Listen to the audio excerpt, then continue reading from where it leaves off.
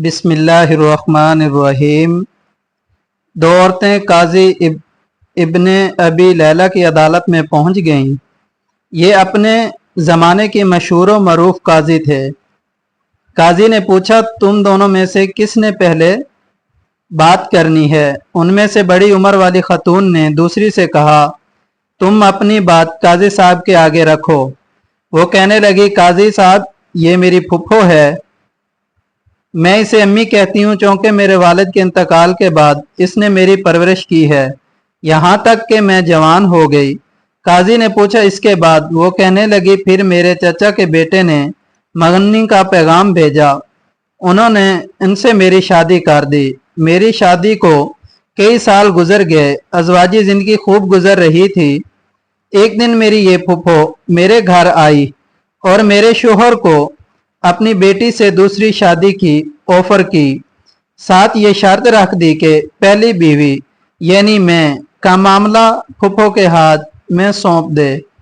मेरे शोहर ने कुंवारी दो शेजा से शादी के चक्कर में शर्त मान ली। मेरे शोहर की दूसरी शादी हुई। सुहाग रात को मेरी फुफ्फो मेरे पास आई और मुझसे कहा, तुम्हारे शोहर के साथ मैंने अपनी बेटी ब्याह दी है। तुम्हारे शोहर ने तुम्हारा मामला मेरे हाथ सौंप दिया है। मैं तुझे तेरे शोहर की वकालत करते हुए तलाक देती हूँ। जज साहब, मेरी तलाक हो गई। कुछ अरसे बाद मेरी फुफ्फो का शोहर सफ़र से थके हारे पहुँच गया। वो एक शायर और हुस्न परस्त इंसान थे। मैं बन संवर कर उसके आगे बैठ गई और उनसे कहा, क्या आप मुझसे शादी करेंगे? उसकी खुशी का ठिकाना ना रहा। उसने फौरन हाँ कर दी। मैंने उसके सामने शर्त रख ली कि आपकी पहली बीवी यानी मेरी फूफी का मामला मेरे हाथ सौंप दें। उसने ऐसा ही किया।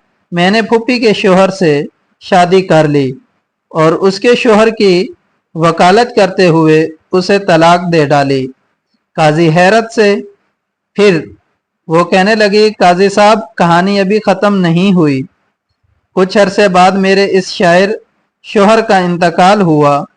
मेरी ये फुफ्फो वरासत का मुतालबा करते पहुंच गई। मैंने उनसे कहा कि मेरे शोहर ने तुम्हें अपनी ज़िंदगी में तलाक दे दी थी, अब वरासत में तुम्हारा कोई हिस्सा नहीं है। झगड़ा तूल पकड़ गया। उस दौरान मेरी इद्दत भी गुजर गई।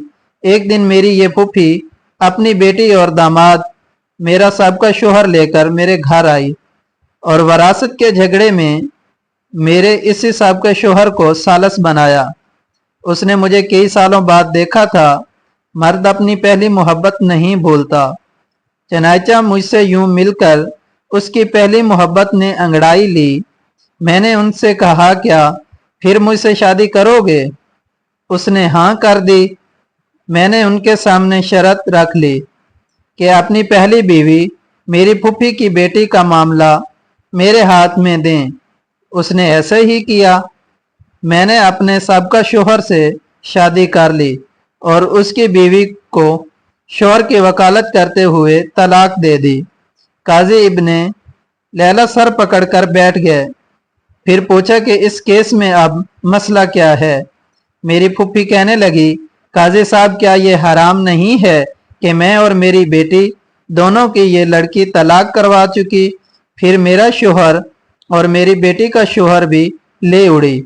इस पर बस नहीं, दोनों शोहरों की वरासत भी अपने नाम कर ली। काजी इब्ने अबी लैला कहने लगे, मुझे तो इस केस में हराम कहीं नजर नहीं आया। तलाक भी जायज़ है, वकालत भी जायज़ है। तलाक के बाद बीवी सबका शोहर के पास दोबारा जा सकती है, शर्त यह कि दरमियान में किसी और से इसकी शादी हुई। तलाक या शोहर फौत हो तो तुम्हारी कहानी में भी ऐसा ही हुआ है। इसके बाद काजी ने खलीफा मंसूर को यह वाक़या सुनाया।